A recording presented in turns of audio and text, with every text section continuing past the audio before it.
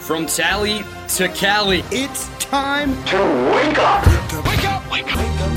WarChant.com is your ultimate Seminole sports source. And this is Wake Up War Chant, presented by Zaxby's Now here's WarChant.com's Aslan Hajavandi and Corey Clark.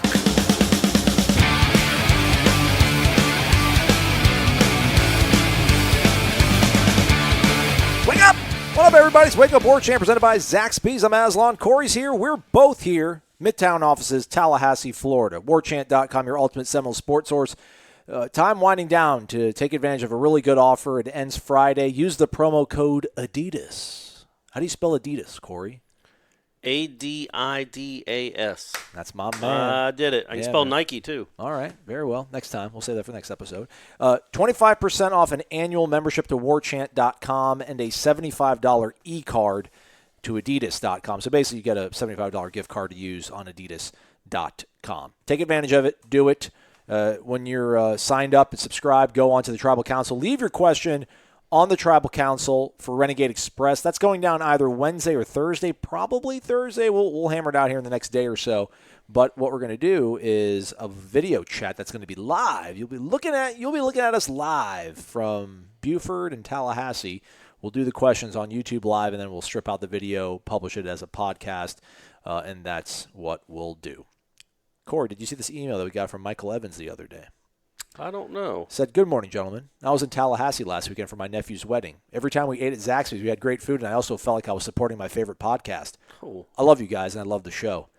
By the way, the fingers that I had for the birthday dinner were fantastic. Okay, good. Well, they don't go wrong, man. That recipe, tried and true. I mean, the Zax sauce just hits your lips, man. It's so good so once it good, hits your yeah. lips.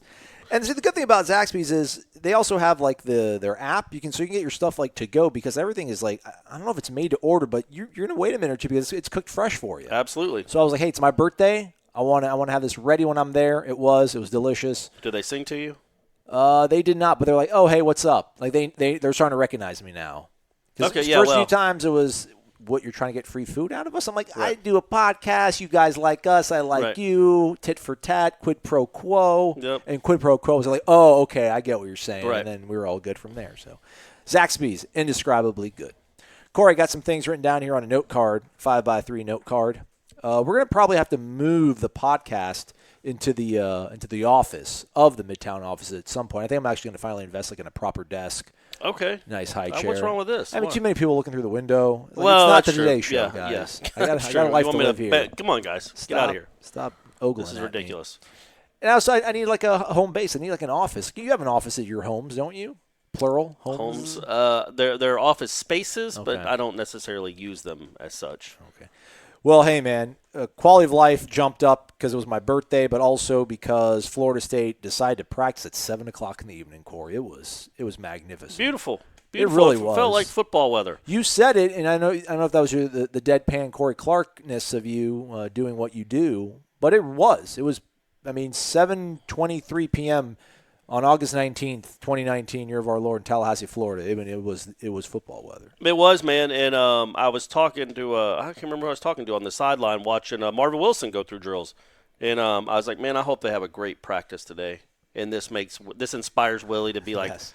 all right, okay, if we're gonna practice this well, maybe I'll think about doing this all the time, because obviously, it makes sense. You play at 7, isn't that the time of the game? Well, that's a crazy thing because we're talking about Boise can't replicate this Florida heat. Come get you some. And it's like, well, they're going to kick off around the time they practice on Monday evening, and it wasn't bad at all. Yeah, it wasn't, but you can't take that chance. I mean, I think that was unseasonable. I think it'll be a little warmer than that. But also, get your body clock right. Get your body clock ready to play at the time you're going to play, as opposed to being at peak physical shape and readiness at 10:30 a.m., and then you got to wait another 8.5 hours. That's the quick math I did right there before you play. So now at least you're trying to get their body clocks acclimated to playing at this time of day. Hey, man, I'm wearing the robe. You don't got to preach to me. Hey, man. you're right. I'm preaching to the naysayers out there. Okay, let's start off with the womp womp, I guess, and then we'll pick you folks up and we'll go through the rest of the show. Injuries, absences. You had a Hawkeye out there on Monday, Corey. I was just caught up in the moment of the fact that we were out there at such a late hour. It was great. A couple guys that weren't out there that caught your eye. Or they weren't out there, so they caught yeah, him, right? well, Levante Taylor was the one I noticed, mainly because they were running the back 8 essentially. They were running 4 linebackers and 4 DBs. It's not the back 7 anymore when you play a 3-4. It's the back 8. Yeah. And I noticed Raymond Woody out there. I'm like, well, that's the third. Interesting. Not Raymond, not his granddad, right? But Raymond Woody the third. And I was like, well, that's interesting. And then I looked around, saying, okay, well, I'm sure number 1 will come in here eventually, and he never did. So I looked around, I couldn't find him. Now that does not mean he didn't show up 3 minutes after we left. We have to couch everything. And he was at media day on Sunday, and he wasn't in a big old brace. So yeah, who knows what that is? It could have been a number of things, right. But no, he was not out there. But also, whatever that was, Friday, Babion and Brady Scott weren't out there, correct. And then they looked fine when we watched practice just a couple days or just a few hours ago. Josh Kando not out there during the media. No, exactly portion. Right. He hadn't been out for a while. Man, it doesn't seem. What are we doing? What are we doing? Yeah, and again, I said it last week, but that's a guy that you'd like to get reps. I think he was a guy that they're counting on. I think he's a guy that's a unique physical presence if he's playing that role and can move at 6'7" with that wingspan and that kind of edge speed, I guess, if he's coming around the edge. That won't be easy for tackles to deal with or running backs to deal with. And, hadn't seen him out of practice for a good long while now. Sometimes I feel greedy, Corey, because no matter what happens, they can never take away Delaware State from Josh Kando. We can never take away Delaware State from Josh Kando. Oh, absolutely not. That was his remember when Alex Brown had like 5 sacks against Georgia way back when, early 2000s? I don't remember that. He just destroyed one of the Stinchcombe brothers. I can't remember who it was. That was his game. The Delaware State kids are probably still talking about it. Like, guy, you remember 13? That guy's going to be in the league forever. And, hey, here's the thing. He might be. Maybe they're just being overly cautious with him. We'll see. We'll ask Willie the next time we talk to him what the deal is with Kando, or maybe he'll even be out of practice later today. But he was not out on Monday. But that's the bad news. And I think that speaks to your personality and your overall worldview, is that you want to start off with who's not there and not who was there, which were 2 big additions. Much bigger than what wasn't out there. No offense to Josh and Levante, but we're talking about Marvin Wilson. Probably the highest draft pick on the team right now currently. And then Tamorian Terry's back out there. So 21 and 15 were back out there. Didn't miss a beat. I mean, Tamorian's out there catching deep routes against air, but still catching deep routes. Looked fine. No hitch. I don't even think he had any sort of brace or anything on his knee. If anything, it was maybe just a protective sleeve, but nothing too ubiquitous on his person. Marvin, just doing his thing, just doing his rep, and Odell just trying to say something critical to keep him on his toes. But basically, yeah, you're doing it right. I can't really argue it with you. Good job, he was Marvin. going through, and we don't know how much I doubt he would go through anything really team-oriented, where he's facing live blocking and people at his knees or anything like that. But, going through the actual defensive tackle drills with Odell, he looked like Marvin. Squatted, came off, hit the sled, gave Odell the effort he wanted. So, yeah, that's good, man. It's just, it's good to see that, whatever we are, 12 days out, that he's out there. You never know with knees. And a guy that had a knee injury previously. Yeah. So the fact that he's out there 12 days before, again, I don't know that he needs to go through any team stuff at all, really. Keep him in shape, however you can keep him in shape, but make sure he's just ready to go Saturday night in Jacksonville. I don't know if Same with Tamorian for that matter, although I think he's a little different. I think because he's got to get timing, chemistry and timing with Blackman or – well, we assume Blackman or Hornibrook or whoever, and also get used to that speed and that tempo. I think that he's a little different. I think they need to get him a little more work than they do Marvin. I don't want to speak for you. Do you assume Blackman? I mean, I assume Blackman. Yeah, I do. Because somebody that I trust texted me and was like, interesting thought you had on the show, Aslan. I heard Bryles differently. When he said about Blackman, his accuracy is, quote, better, I took it as better than it was. No clue what is right, just interesting that we heard it differently. This person thinks that maybe Hornibrook's going to sneak in there like, yo, what up? What up, y'all remember me? Wisconsin in the house. I was trying to say wait up, like wait up. Oh, I thought you said what up. Probably sounded like what up. I was trying to say wait up. I don't know, like, can you – is again, it if it was to start with James and then go to Alex if it doesn't work out? Again, it would have to be and for what it's worth, and it's not worth a ton, Blackman was working with the ones early on in that practice. I mean, he was. But that doesn't mean a ton. But it means it might mean something. But anyway, I just think that, we're not talking about a guy that's like maybe I mentioned because he's white and left-handed, but the dude that was at Boise State all those years, where they were awesome. Kellen something. Kellen Moore? Kellen Moore. He was a lefty? I think so. Right. I'll look it up. Yeah, look that up. Look up. Was Kellen Moore left-handed? Research, get on it. That guy didn't have a ton of physical tools necessarily. He didn't throw the ball all that well, but he threw it where it was supposed to go almost all the time. Where would you go to find that? Like, it wouldn't be in your Wikipedia bio, would it? That you're left or right-handed? I don't. Is he still on a roster? No, he's the OC for the. Isn't he the OC for the Does it Cowboys, say that? In his, different Kellen. Does it say that in his bio if he was left-handed or not? I'm sure. He is, dude. He's 30 years old and he's the OC for the Dallas freaking Cowboys. Is he really? Good grief. So that's what I'm saying. He was incredibly smart and incredibly good at playing the quarterback. At playing the quarterback position and knowing where to go with the ball, but he didn't have a ton of physical ability necessarily. He didn't throw it like James Blackman throws it. Well, my point was Hornibrook's not that. Hornibrook's not like a Kellen Moore clone that puts the ball in the right spot all the time and controls the. He doesn't have. Well, I mean, maybe he is in this offense, but nothing in his first 3 years in college leads you to believe he's this guy. He's one of these game managers that always gets the ball in the right spot. If he was, I could see them maybe being really, it might be really appealing to be like, all right, I want to know the guy that is going to get it to the right guy all the time. Mm-hmm. But Hornibrook's never really shown an ability to do that in his first 3 years. Now, It's a different offense, but so I think if everything's equal, neither one of them really take care of the ball that overly well, that you'd go with the guy that has the bigger arm and throws the better ball and can fit it in the tighter windows. According to Wikipedia, during the 2017 season, Kellen Moore was the only left-handed quarterback in the NFL. Booyah! So I nailed it. There you go. You. That is crazy, man. Was he the guy when the against Oklahoma in the Fiesta? No, wait, no, he's that 30, was man. that was like he was playing only a few years ago. Zombrowski or something. Yeah, It's not his name though, but it was something like that. I'll check it out. I'll find it out. I'll look it up. Boise State's they've won a lot of games, man. They became a really big time program somehow. Speaking of, this is almost like a natural segue. What was his name? It started with a Z. I'm looking it up, man. I'm trying to give you something to talk about while I look it up and not make it awkward on the show. But you got to keep going here, man. Don't you? You always got to jump me. Zabransky. Is it Jared Zabransky? There you go. That sounds right. That's first name. Old Z Dog, the Z Train. Yeah, I would not have even been. Yeah, Jared Zabransky. Old Jay-Z. I bet they called him Jay-Z. They definitely probably did. Wonder if he took the Z bus around campus in Boise. So Oklahoma has a grad transfer. They named him the starting quarterback, Jalen Hurts. Yep. Ohio State's got a grad transfer. They named him starting quarterback. Sure.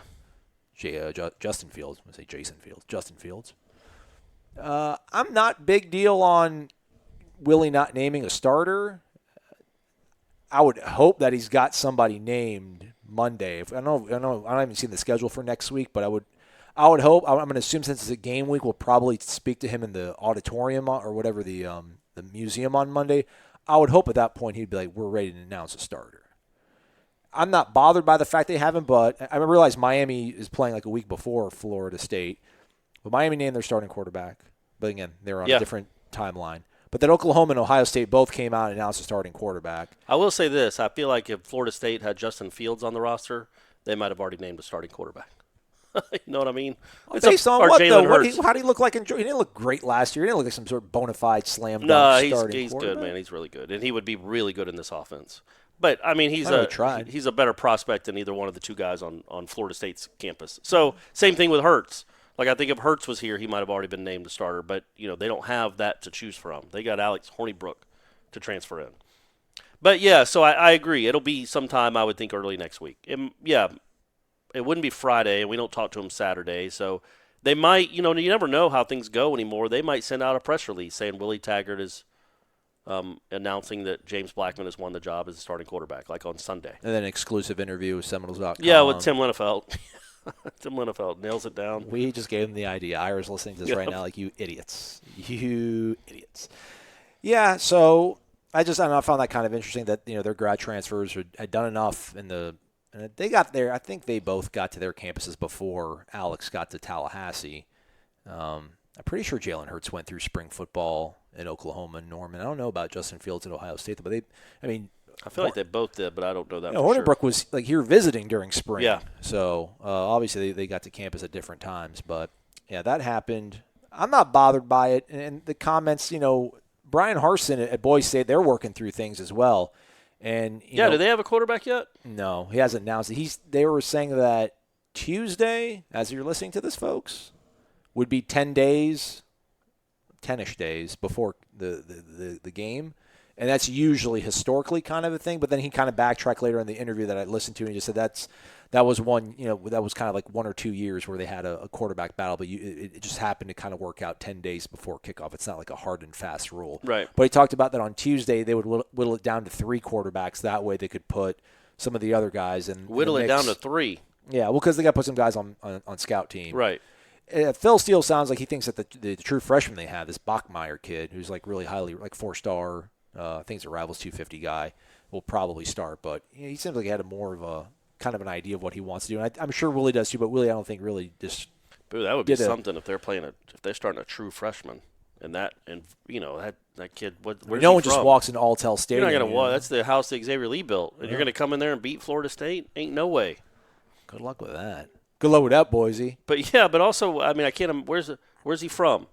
What's the high? How many people has he ever played in front of before? 400. Not that Boise's not a great program. I'm just saying if he's from anywhere up in the Pacific Northwest, he probably hasn't played in front of Murrieta Valley in California. All right, well, never mind. He's probably played in front of a few crowds. California, they got a whole bunch of stuff going on. So yeah, I think that would be. If you're a Florida State fan and you're playing a team like Boise, it sure beats. It's certainly ideal if you're going to play them when they're playing a true freshman quarterback in his first start. In that kind, he's just you got to feel like he'd be a little bit overwhelmed. That's a really tough ask. But I don't know if any of the other guys have experience at all. I think one of them's a redshirt sophomore. I don't have it. I should pull out the Phil Sale. I literally bought the. I'm asking you to do a lot of research on the show. It's pretty incredible. I'm sorry, man. No, it's my fault. Corey Clark hour. Yeah. I was going to say about this Bachmeier kid or the quarterback position in general. Something I was going to say that was profound, but I forgot about. Sorry, I so interrupted you. Profound. It'll come back to you. Let's take a quick break. We'll be right back. At Birch Orthodontics, they know what a difference a beautiful and healthy smile can make in your life. They take the time to get to know you and perform a thorough exam so that they can make an individualized treatment plan just for you or your child, using the latest technology in a warm and comfortable environment. So whether you're interested in traditional metal or clear braces or clear aligners, they can give you the smile you deserve. They know that investing in your smile means investing in your future. And at Birch Orthodontics, they are honored to be part of your smile journey. Serving Tallahassee for 16 years and supporting the Knolls since forever. Check them out at birchorthodontics.com. BURCH orthodontics.com. Welcome back. All right, enough about quarterbacks. Starters. You were looking at the defense, offense. It looked like, I don't know what they did in the first individual period or two of practice, but when they did that 11 on air thing, where folks, that's what it literally is. It's just 11 guys on offense just lining up. The ball is almost like pre-positioned on the field. They'll run it. They'll run back up to the line of scrimmage. The ball will be placed on a hash 15 yards downfield on an opposite side of the field, and they'll just run a play, run to that ball, et cetera, et cetera. So it's 11 guys on offense going up against air. On that drill, that portion of practice, the first team was Blackman. The offensive line, which is what everybody wants to know about. Cam was the running back. McKitty was the tight end H-back. From left to right, it's been what we've seen mostly. Jawan, left tackle. Brady Scott, left guard, despite the fact that he wasn't out there on Friday. Bavion at center. Dante at right guard. And then Ryan Roberts at right tackle. So it feels like really Dante and Mike might just be arm wrestling for that job. And everything else seems kind of And when you hear Randy firm. Clements talk about it, he expects to play 6 or 7 or 8 guys. Like even if Dante Lucas starts, Arnold's going to play or vice versa. I truly believe that. Because you got to worry about, especially somebody like Dante Lucas has never played in this an environment like this. He'll be really amped up, and also it's gonna be hot, and he's gonna be running a lot of plays. He might break down. That's what Clemens said. He's like, if you're not tired in the fourth quarter, you're not playing hard enough. So they might have to pull him just for exhaustion at some point, and that could go with any of them, really. But they play so fast. Like in the middle of a drive is a 300. I don't think it would be in the middle of a drive. I think it'd be after the drive. It's like we'll get you a series break. We'll get you a But the rest per defense possession. goes 3 and out kind of a thing Yeah. where it's like you don't even have a chance to breathe. Yeah, I think you're like, all right, we're going to go back to him. Or you could just say, take me out of the game. That happens occasionally. Defensively, what did you see out there with Levante being out, Raymond Woody? So we you feel were like saying? we know what the starting 3 linemen will be, right? We don't on defense.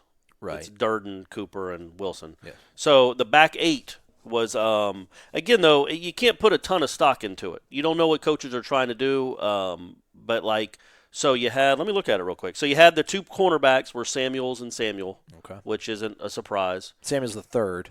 Sorry, Samuel yes. Jr. Right, correct. I apologize for that. And then let's see here. Then we had we had Hamsa. Okay. Raymond Woody, who I talked about, who's just filling third. in for Raymond Woody the third. Yeah, is Hamsa? Hamsa's just a Hamsa, right? Correct. There's 7 I counted. There's number 29 on the team. His name is Billy Young, walk-on from somewhere in Atlanta. Apparently his nickname is Trey. So if he's a third, Right. 7. They have 7 McKitty guys. a third? Yes. Roosevelt. Okay. Roosevelt McKitty the third. All right. They have 7 thirds. Leonard Warner's a third. Stanford Samuel's a third. Carlos Becker's a third. I've always thought it was weird. It was patriarchy, weird. baby. Yeah, Ain't but going it's nowhere. Can't not stop, that. won't But stop. it's like the one that's the second in line. He's the only one whose name changes because he goes from junior to second, right? Isn't Raymond Woody? Isn't he now the second? Raymond Woody the second? No, he could be junior unless he has a different middle name. I think we argued about this before. Oh, last okay. year. All right. So No, he had a I'm different saying I middle name. thought that once you became, if you're a junior, you have to have the same first, middle, and last name. Yes. Yeah. But once you have a son and name him after you and name him the third, I thought you became the second. Like retroactively. Like, so Yeah, you're no like longer okay, now junior? you're Raymond Woody the second. Maybe. And you have Raymond Woody the first, I guess. It's like royalty. It's Yeah, exactly. So anyway, you had Emmett Rice. Your linebackers were Emmett Rice and Woodby in the middle. Okay. And then on the outside was Janarius Robinson, kind At of in the Buck. role in the right, Buck. the looking at the quarterback, the right linebacker, the right outside linebacker, and then Josh Brown, which again, that's one where you're like, okay, how much does that really mean? And then Just because we haven't seen him take reps at that right, spot. exactly. He hasn't taken a ton of reps, period. Yeah. And then Dontavius came in for Emmett Rice after a couple of plays, and DeKalen Brooks went in for Large Woodby after a couple of plays. So I think that's like maybe those are a little more interchangeable. I also think Dontavius is going to play a lot. So I would be surprised if Emmett Rice started him ahead of Dontavius Jackson. But that was basically the starting 8 on defense in the first few periods. Yeah, it's crazy. So they've got Basically, who do you know for sure has a starting spot? on defense. Yeah, the 3 outside of linemen. The 3 linemen. The 3 linemen and the 2 corners, right? Hamsa And Hamsa. because they didn't move him. The linebacker. And Dontavius. Yeah. So I think you got those 7. And then maybe Large Woodby is probably close to an automatic, I would think. So you got 8. So you got 2 people fighting for the and Levante, if he's healthy, is the other safety. So really it's 2 linebacker spots you're kind of looking at, I think. The outside ones. Yeah, it's like ironically Janarius enough. Robinson, Emmett Rice, DeKalen Brooks, people like that maybe in the Amari mix. Gaynor. Josh Brown, I guess, Amari Gaynor. Yeah. Well, we mentioned this kind of before. I mentioned this to you at Media Day. The whole sort of explanation, which no one's owed an explanation on this, about multiple fronts. I mean, they're not a 3-4, although they kind of are, man. Every time we're out there, they're running a 3-4. Yeah, they're a 3-4. Harlan Barnett kind of interjected when Jeff Cameron asked him at Media Day, Jeff's like, how's the 3-4 going? He's like, Jeff corrected himself. He's like, multiple. He's like, yes, multiple fronts. It's like, well, I haven't seen them do any 4-man front stuff. Anywho, it's to put the best 11 guys on the field.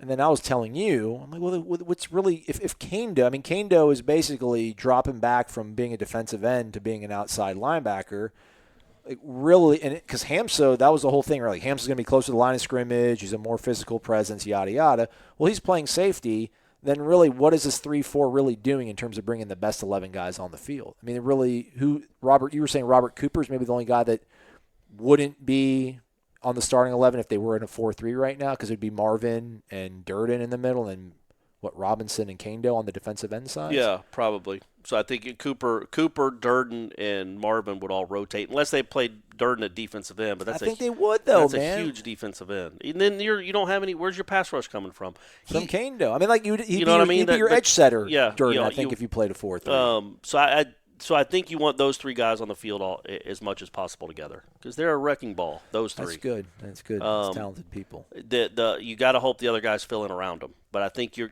like where you are with those three as far as holding blocks, getting around blocks, beating blocks. I think you like those three up front if they're healthy. But I don't know what you like behind them. Dennis Briggs was talked positively. Marvin Wilson said some nice things about Dennis Briggs, Jr. Correct. So when he has a kid, he'll become the second. When Dennis Briggs Jr. Got positive praise from Odell and Marvin Wilson. So that's good. You hope he can step up. You're going to need a couple guys that have never done anything in college to step up and provide some depth because you're not going to go through a whole season with three main defensive linemen. 10 seconds. Was there any consideration in naming Brady Corey Clark Jr.? No. I didn't really like my name that much. But no, and Shannon would have never allowed that. Well, almost went with Aslan, though. That would have been good. Call him the A-Train. AP poll came out on Monday. Preseason AP poll. Are you going to name – you seem like somebody that might name their kid a junior. Absolutely. Yeah. I absolutely would. Right. It's a good name, man. What does that mean? What, too much pressure? What's his dad? His dad's a nobody. I'm a nobody. I mean, what, too much pressure? I mean, Ken Griffey Jr., that's a lot of, Ken Griffey Jr. No, you think somebody that does that narcissistic? My opinion is maybe that they want that name, not just the last name to carry on, but the whole name to carry on. It's not like it's not like I didn't do it, because I left. I would have left. So the shoes would have been too big. You can't be Corey Clark Jr. That's too much pressure. I won't die on that hill. But I also didn't want to be called because what happened is my buddy Jerson had a son, named him Jerson Jr. and all that. And I'm like, look, here's the thing. I'm going to call him GX because there's no way I'm ever referring to you as Big Jerson. Little Jerson and Big Jerson. I know that's what you want. What about Big G? No, I'm not J? calling him Big anything. Okay. I'm not calling my buddy Big Jerson. Call him Senior. Because that's what, there was one in our family. We had Little John and Big John. And I'm like, man, I'm not calling. What? All right, top 25 poll. Florida State. How many votes? There's none. There's tumbleweed rolling across the road. It's not even on the others receiving votes. That's not a stunner, right? I guess somebody tweeted at me about people are hurt. Was I surprised? People are hurt, man. They're 10-13 in their last 23 games against FBS teams. But Nebraska's ranked. Why is Nebraska ranked? I mean, I don't think they lost all their games by 1,000,000 points last year, and that's not to dismiss any enthusiasm you have for this season. I think they're going to be better. I think there might be a chance by the end of September they've worked themselves into the top 25 when it really matters. It doesn't matter at middle of August. But right now, this program, you got to prove it to voters. There's nothing they saw last year at all, and we don't probably have a lot of AP voters that subscribe to War Chant, so they don't know how the offensive line is looking and the defense is moving around, running around a little bit. They don't know all that, so they have to go on what they've seen the last 2 years, and what they've seen is a bunch of yuck. 2019 marks the first time since the 2008 campaign that the Seminoles have not started the season in the preseason top 25. This is according to WCTV, whose headline is 2 Florida schools open season in AP top 25, neither are Florida State. Okay, that's a little shot. I mean, you folks think I'm negative, huh? I guess that sounds about right. 2008, first time they weren't ranked preseason. Yeah, I mean, some guy tweeted at us. Well, let me read the tweet. Good human being. Nice human being. Which just basically was saying it's the first time in my life they're not preseason ranked. I'm like, well, how old are you? How are you even tweeting at me right now? Yeah, what's the age limit to? Because he's 11, right? 11 or 12? Yeah. And before that, it was like, what was it before that? Before 2008? It's probably been a good long while. What did I do? It's my birthday, so kind of technically, Corey. Stop making me do all this research, man. Ask me all these tough questions. Oh, no, I didn't know if it was in the story you had just clicked on. Yeah, I mean, that's really, it was, when I saw that and saw some of the reaction on Twitter, I'm like, what were your guys thinking? I know that, there's a chance they could be improved, and they will be. I truly believe they're going to be improved, and they will be in the top 20 at some point this year, or top 25, but, man, they're 10-13, and they were 5-7 last year, and 6 of their losses were by 20 points or more. There was nothing last year that you saw. Well, Utah State got 8 votes. Memphis got 6 votes. Virginia Tech, on the precipice of disaster, got 12 votes. Fresno's got votes. Virginia and Boise have votes. Yeah. They have a lot of votes. Well, they got 44 and 38 Virginia won respectively. 10 games last year. Yeah, well, I'm saying. You know what I mean? That makes sense. Boise always wins 9 or 10 games. But Florida State last year was really bad. Like, any way you want to slice it, they were bad. And so why would you vote for them? The only rationale would be, well, yeah, they made coaching changes. So, and I do think that's going to be a huge part of it. But in middle of August, you haven't proved anything. So you haven't proven anything.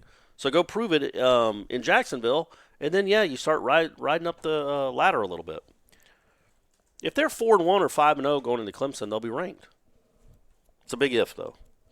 I don't want to go too negative town, but there was also a list that came out that basically had the hot seats, the top 10 hot seats. It was USA Today. Yep. And the top 10 coaches on the hottest of hot seats. And Willie's on the list. He's number 10. So I'm guessing by temperature. So at least he's not on the hottest of Who's the hottest? The guy at USC? Yep, Clay Helton. And, people are arguing about it on warchant.com. Use the promo code Adidas for 25% off an annual membership, as well as a $75 gift card to Adidas.com. The only way that he's on the hot seat, in my opinion, he's not on the hot seat right now at all. And we talked about this. I think we talked about this in Charlotte. You're not on a hot seat right now because he was being asked about being on the hot seat, and I took umbrage with it because he's not. There's nobody going into this season that thinks Willie Taggart is going to be fired at the end of this season. I don't think that. You don't think that. If they go 2-10, absolutely that's on the table. But anybody at a place like this, that goes 2-10 or 3-9 is on the hot seat. That's just how life is, man. I know, but that's like saying that I'm not going to lose my job at War Channel unless I'm going to lose my job at War Channel if I burn Gene's house down. I'm not going to do that, obviously. He's not going to go 2-10. But a hot seat at a place like Florida State isn't, if he goes 7-5 or 8-4, he's not getting fired. Normally, when you're on the hot seat, that's what you have to avoid. You know what I'm saying? That's what I'm saying. Like, you have to avoid a 7-5 season. A 7-5 season for Willie Taggart is not only, especially how it looks, it's not only an improvement, but you're not going to fire him after going in 7-5 or 8-4. 4 years from now, if he's 7-5, 8-4, and he's on the hot, then he'd be on the hot. You know what I'm saying? Then that's a fireable record. Right. It is not a fireable record at all right now. And that's what we think he's going to do. So again, I think if the guy at USC goes 7-5, he's done. Absolutely. Willie Taggart's not anywhere close to that boat, in my opinion. Other guys on the list: Bob Davie, who's coaching in New Mexico; Chris Ash at Rutgers. I mean, how hot does the seat get at New Mexico? Gus Malzahn, Matt Luke at Ole Miss. Angry Lobo fans. Who are they going to go after? Yeah, I mean, Matt Luke went like full Willie Taggart plus. I mean, he got Rich Rod and Mike McIntyre to be his coordinator. He's got interim coaches all over his staff. That's kind of a very bold move. The only thing I want to say, people are arguing about it on War Chant, but it's a civil, educated debate. It's a good thread, I think. Some people just think it's kind of ridiculous. Other people are like, oh yeah, if he doesn't win this season, it's over. And that's all relative, though, right? Yeah. What does win mean in this current context? 2021, he won't be afforded. Hey man, just go 7-5 and you're fine. 2019, he's afforded that. And I've said a lot of crazy things on the show, like unintentionally, which is the bad part. I do think that there's a decent portion of this fan base that really never fully has processed just how bad last year was. And I mean, talk about performance, but like, do you think people are really bothered by the streaks having come to an end?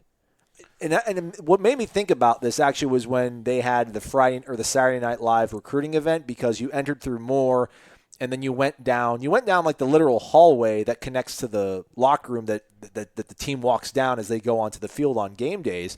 And as you're walking down that hallway in these huge acrylic numbers, it said whatever it was, 39 consecutive winning seasons, 36 straight bowl trips, whatever it was, like in 41 huge, or something, like 4 foot tall numbers on that wall. Like, you walk down this hallway to go play football for Florida State University in Doak Campbell Stadium, you see that every single day, and it's over. Those are done.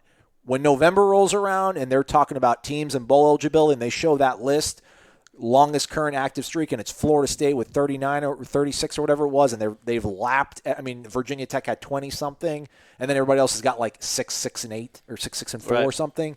It's all done. Like, I don't like my brother, my friends, like, they obviously weren't happy with last year, and I'm not trying to bring people down. I think it's good that people aren't losing their minds over those things, but like, for those streaks to have come to an end, I think think the Florida State fan base, for being a pretty mercurial, pretty loud, boisterous bunch, really haven't let that affect them. And I don't know if it hits you in certain different parts. Like some people, they're going to, when it happens in November and people are talking about bowls, and they're going to be like, man, that used to be us on that. I don't know. That's the one thing. I feel like all in all, to your point made with the hot seat stuff, like for that to happen, I don't think like Willie's wearing a lot of it. Like I think he's been able to kind of duck it. Yeah, I mean, I think that people were bummed about it. But we all know how it almost come to an end about a decade before that, and it didn't. Greg Reed made sure it didn't. But yeah, I mean, people were bummed about it. But I mean, I think why are we gonna look at last year? We're all focused on this season. But like Odell Higgins, he's not thinking about last year. He's thinking about this season and starting a new streak. Hey, maybe the new streak gets to 42 in a row. But yeah, man, it's a bummer. It's a bummer. That was something to be really proud of, to have a feather in your cap that nobody else had. Nobody else was even close to that. And that Florida had 2 4-8 seasons in the span of 4 years, which just seemed completely foreign to a Florida State fan. They couldn't even process that necessarily, or certainly relate to it. How do you have 8 bad weeks? Yeah, I know. How does that happen where you come up with the short end of the scoreboard and you still beat Tennessee? And Kentucky. Yeah, well, those were the 2 givens, even when they were going 4-8. And so I think Florida State fans, maybe it hasn't even really sunk in, or it was just such a bad year you just want to write it off and forget it. But you can't do anything about it now. It's just a bummer, and I'll always blame those officials in Miami. I was thinking about that in the shower today, because that's what I think about when I'm in the showers is instant replay in college football. But how still it's just completely mind-boggling how Florida State had 2 touchdowns that didn't count last year. In the ACC replay booth, screwed them both up. I never went back and looked at the Virginia Tech one. Oh, he's in the end zone, 100%. And we can blame Willie. I get it. But I mean, yeah. I get it. You can challenge it. Right. But like I said at the time, I think he's worried that it might have been a fumble. So you're rushing up. If Naquan holds the ball the whole time, I think he definitely challenges it. But because the ball came out and you're in the pace, you're like, man, I don't want to challenge this and end up losing. We need 8 inches. We need 8 inches. Let's just go and QB sneak it. So, but how does he not buzz in? Yeah. I mean, how does he not buzz in? I can't imagine that. And then the Miami guy not buzzing in. It's really bizarre. It's just preposterous. And who knows how that Virginia Tech game goes if you score that touchdown? Absolutely. No, I think. Yeah, if they win that Virginia Tech game, it doesn't excuse the other 5 losses. Obviously, but I think things play out way differently. They win that Virginia Tech game. Maybe I still think it's the same offensive line and blah, and that might have been the only touchdown they would have scored anyway. But I do think that it's just bizarre how those 2 touchdowns were just completely called off the board. One cost them the bowl streak. Do you want to say anything bold, like if Florida State scores on the first drive against Boise, they'll win? No. I just wonder. Like how big the first drive offensively will be for this team. Yeah, if they can move the ball, like just go through them like a knife through hot butter. If they're just like, let's go, and then 10 wins, and then just lose. You job. think that will play out for the whole season? Well, you carry that on through the whole season. I don't know. Yeah, talking about the whole theory about Ole Miss back in 2011 and losing their first game, what that did. Here's the thing to go out on a high note, kind of. And you talked about the Virginia Tech game when they were doing the 11 on air. They got to a part where they put the ball middle of the field, half or 1 yard line. And you know what they did? They lined up under center, and quarterback sneaked it, Corey. And I know this sounds like I'm being really facetious and like really passive-aggressive right now. That's a win. James Blackman. I put Akers at QB and let him do that. Under center. No. But also, maybe they didn't want you to say that out loud. Now, Boise State listens to this. I filmed it. They know we're out there, man. Boise State's looking for every advantage they can get. They're going to listen to, they're listening to Wake Up War Chant religiously for probably the last 8 months. I wonder what they think of Game of Thrones. If all those potato lovers in Boise, if they're big Game of Thrones fans. We'll see. I'm going to call somebody from Boise next week. We'll find out. Yeah, there we go. Good. Corey, what are you working on? Anything going to be on warchant.com as people are listening to this program? Probably not when they first listen to it, but when they go back for the repeat listen, that I know we get a lot of that. That's probably the thing that's most notable about our podcast is how many people listen to it 2 and 3 times. Just listen to it back to back to back. Writing a story on Asante Samuel. Okay. Probably looks to be one of the starting corners. son of a fringe Hall of Famer. His dad's not in the Hall of Fame, right? But he was really good. He was. And then so son of him and also the biggest talker on the team. So kind of talked to a few people about him. I've mentioned this. Is this not a bulletproof rubric kind of to be in the Hall of Fame, at least for the NFL, I think? Were you in the top 5 of your position for 5 years of your career? I think if you've been in the top 5 of your position for 5 years, you're a Hall of Famer. So, like, if you make how many Pro Bowls? 5? But Pro Bowl, man. All pro teams then? All pro? All pro. Yeah. But but yeah, you're going to probably judge on, like, how do you judge who's the 5 best at their position? Yeah, and the problem is there's a precedent of people that got in that weren't. So it's like, all right, man, Lynn Swann is in the Hall of Fame essentially because he was on a great team and he had a great Super Bowl. But if you look at his numbers, and I know it was a different game back then, but they weren't anything special. He's just a huge name because he shined against the Cowboys in the Super Bowl. Meanwhile, Anquan Bolden might not ever get in. And I hope he does, but his numbers completely dwarf Lynn Swann. And I think if you put Anquan Bolden on the 1977 Pittsburgh Steelers, they're probably better. You can't compare stats. That's why you got to talk about how you were at your position. Yeah, but I don't know that Lynn Swann was one of the top 5 ever when he was playing. But he still got in the Hall of Fame. I can't even name 4 other receivers that played in the 70s. John Stallworth, one of his teammates. Yeah. There you go. There's one. Yeah, that's about it. That's all we got. I always think about Torrey Holt when I make that argument. Hey, how is he not in? That's crazy, man. He was awesome. Yeah. He was. That's about all he had, though. But it was like a 5-year stretch, and then that was kind of it.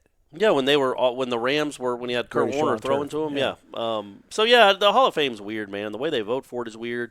I do think that Anquan will and probably should and probably will get in.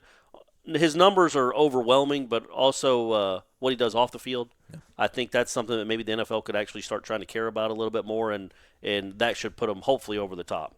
So he might be the next one. Him or I don't think Dunn's not quite enough. Not quite enough. So I think Leroy Butler should be in, Bolden should be in, and then Jalen in 15 years whenever he's eligible. Would you have put Clemson at number 1 or Alabama at number 1? Clemson. I'll put Alabama. But who cares? I think the Alabama revenge tour is going to be disgusting this year. Probably. I mean, especially with Dickerson leading the way. They got Judy, Ruggs, Levante Smith still at receiver. I mean, I don't care that running back. And Tua spinning it. I mean, good luck. Anybody. I would put them number 1. It's going to be disgusting. Yeah, they'll be good, man. They'll run through the overhyped SEC again, like they always do. We'll be back tomorrow. We're doing this thing 5 days a week. Leave your questions on the Tribal Council. Give us a call, 850-792-5730 as well. We'll take phone calls. Actually, I had a funny one I was going to play, but you're in person here and can't do it when we're together. But we'll be back together tomorrow. All right, yeah, tomorrow we'll do it. He's Corey Maslin. Thanks for listening. Unlike fanny packs, bowl cuts, and troll dolls, the sensation is back, only at Zaxby's. The Sensation Salad and the new Sensation Filet Sandwich features hand-breaded chicken, Asian slaw, wonton strips, and citrus vinaigrette, and both are served with an egg roll. The Sensation Salad and the new Sensation Filet Sandwich meal, for a limited time, only at Zaxby's. And skip the line when you order ahead on the Zaxby's app or on Zaxby's.com.